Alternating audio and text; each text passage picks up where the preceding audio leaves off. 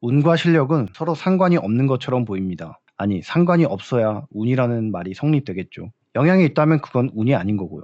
그러나 우리가 살다 보면 마치 이 두 영역을 넘나드는 초월적인 사람들을 종종 보곤 하는데요. 어떤 분이 이런 말씀을 하시더라고요. 뭘 해도 잘 되는 사람은 첫 번째, 잘생겼다. 두 번째, 건강하고 생기가 있다. 세 번째, 목소리가 매력적이다. 맞습니다. 이 말에 반박하시는 분은 없지 않을까요? 그러나 사회생활을 하다 보면 겉으로 보기에는 딱히 특출나 보이는 것도 없는데 좋은 성과를 내거나 운이 마치 그 사람을 따라다니는 것 같은 사람을 간간히 마주치게 되는데요. 저는 이렇다 내세울 만한 건 없지만 그나마 제가 자랑할 만한 특기가 하나 있습니다. 그건 다른 사람의 장점을 잘 찾아내는 건데요. 학교 다닐 때부터 습관적으로 친구들의 보이지 않는 장점이나 특기 같은 걸 찾는 걸 좋아했던 것 같아요. 이런 습관이 참 좋았던 게 사람을 잘 무시하지 않게 되더라고요. 아무리 겉으로는 못나 보이는 친구도 뭔가 남들보다 잘하는 장점이 보이면 그 친구가 하찮게 보이지 않게 되는 거죠. 저는 자연스럽게 사람을 잘 관찰하는 습관을 가지게 되었고 남들보다 뛰어난 성과를 가진 사람들의 사소하지만 매우 중요하고 유사한 특징을 가지고 있다는 걸 알게 되었습니다. 그런데 재미있게도 저와 비슷한 생각을 가진 이미 대단히 성공한 사람들이 있다는 것도 알게 되었고 그들의 생각과 주장을 함께 엮어서 이야기를 한번 해드려 보면 좋겠다는 생각을 하게 되었습니다.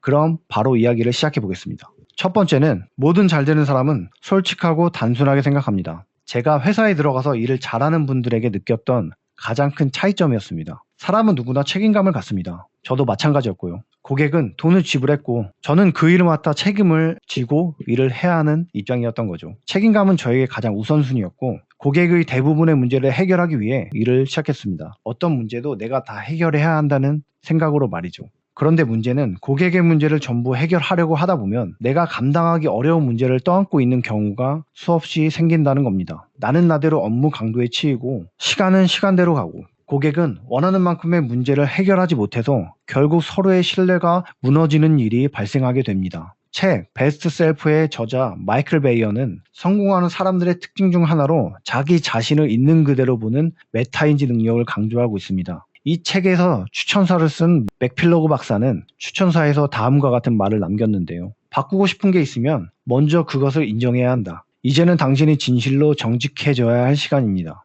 단순하고 솔직한 자기평가의 중요성을 강조한 말이죠. 일을 잘하는 사람들은 솔직하고 단순하게 생각합니다. 컴퓨터로 따지면 마치 싱글코어 같은 거죠. CPU가 하나인 겁니다. 내가 할 수 있는 것과 할 수 없는 것을 직감적으로 느끼고 못하는 부분을 상사나 동료에게 도움을 요청함에 주저함이 없습니다. 때로는 너무 과하게 자기중심적으로 일을 한다는 느낌을 받을 때도 있지만 그러나 대체로 솔직하고 단순하게 생각하는 사람들은 뭘 하든 결과가 좋아서 주위 사람들이 자기도 모르게 그들에게 의지하게 되는 관계를 만들어가곤 합니다. 두 번째 특징은 사소함에 대한 겁니다. 센스라고 이야기를 하죠. 사소해서 쉽게 지나치는 것들을 이들은 쉽게 지나치지 않는 것처럼 보입니다. 현존하는 최고의 경영 사상가로 평가받는 경영학 교수이자 작가인 짐 콜린스는 일상의 작은 일들이 모여 의미 있는 삶을 만든다고 주장했습니다. 우리가 사소한 것들을 중요하지 않다라고 생각을 하지만 사실은 그 사소함이 차이를 만들어냅니다. 저는 책을 읽는 걸 좋아하는데요. 자기 개발에 대한 책을 다 읽고 나면 뭐야, 다 들었던 내용이네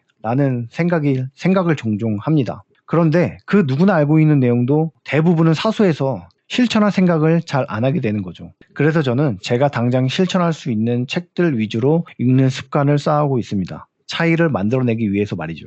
미국 메이저리그의 가장 뛰어난 야구 선수인 오타니 쇼헤이 선수는 자신의 성공 비결로 만다라트를 이야기합니다. 그 종이 한 장짜리 계획표가 누군가에게는 인생의 지침서가 되었던 거죠. 그리고 세 번째 특징은 가정 환경에 대한 이야기입니다. 뭐래도 잘 되는 사람 중에는 가정 환경이 대체로 좋은 경우가 많습니다. 부인할 수 없는 사실이죠. 그런데 제가 이 이야기를 말씀드리는 이유가 있습니다. 이런 생각을 해보신 적 있나요? 여유로운 가정 환경에서 자란 아이는 여유로운 부모에게서 무엇을 보고 배우며 자랄까요? 부모가 특별히 가르쳐주지 않아도 아이는 부모의 세상을 눈으로 체험하며 순간순간을 대처하고 나아가는 방법을 자연스럽게 배우며 자랄 겁니다. 부모는 자식의 가장 훌륭한 멘토로서 아이에게 지혜를 가르치게 되는 거죠. 그러나 안타깝게도 이런 지혜를 모든 사람이 쉽게 얻을 수 있는 건 아닙니다. 좋은 부모를 만나는 건 우리가 선택할 수 있는 게 아니니까요. 그러나 나의 선택으로 이런 지혜를 쌓을 수 있는 방법이 있습니다. 바로 독서입니다. 책은 항상 지치고 힘겹게 사시는 부모에게서 얻었어야 하는 삶의 지혜를 배울 수 있는 유일한 방법입니다. 위에서 언급했던 센스와 같은 사소한 요령들을 자연스럽게 실천하시는 분들을 보면 아마 대부분의 경우 부모에게서 학습한 경우가 많습니다.